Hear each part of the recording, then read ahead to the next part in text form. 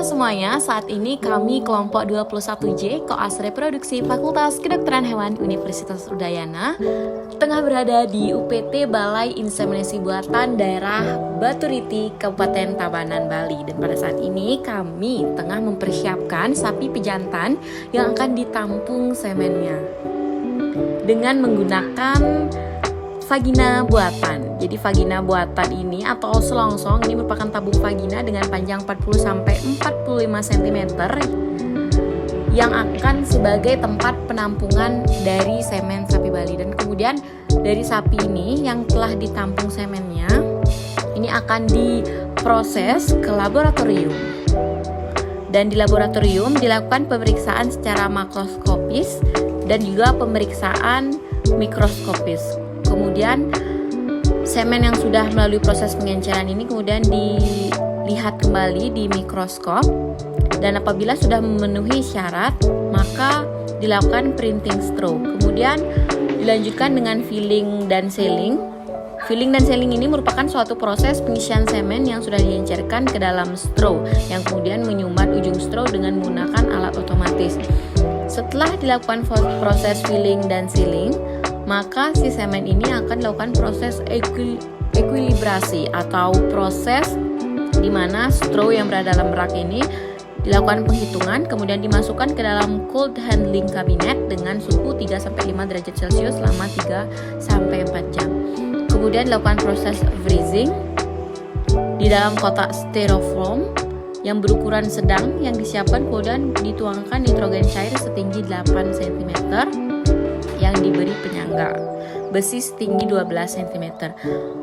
Setelah dilakukan proses freezing atau pembukuan, maka dilanjutkan dengan proses thawing, yakni satu straw yang sudah diberikan tanda ini masing-masing dari bull ini akan diproses dalam kontainer penyimpanan, kemudian dimasukkan perlahan ke dalam air yang suhunya mencapai 35 derajat Celcius hingga 37 derajat Celcius. Kurang lebih selama 15-30 detik. Setelah itu semen didistribusikan ke berbagai daerah yang ada di Bali. Sekian video terkait koleksi semen. Dan selanjutnya yakni persiapan untuk processing semen cair babi, di mana persiapan yang pertama yakni ada persiapan pengencer dan juga persiapan alat tampung, di mana alat tampung yang digunakan berupa gelas tampung yang terdiri dari tabung Erlenmeyer dengan volume 500 ml, kemudian disertai dengan corong air, kain kasa atau perban, karet, dan juga gunting untuk memotong perban.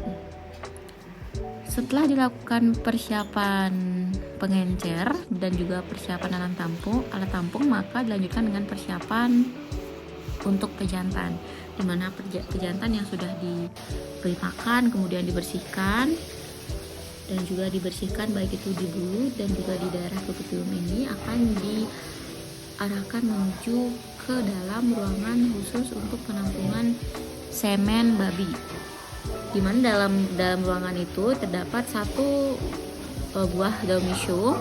Jadi ini merupakan suatu alat yang digunakan sebagai perangsang untuk naiknya libido dari babi yang akan ditampung semennya.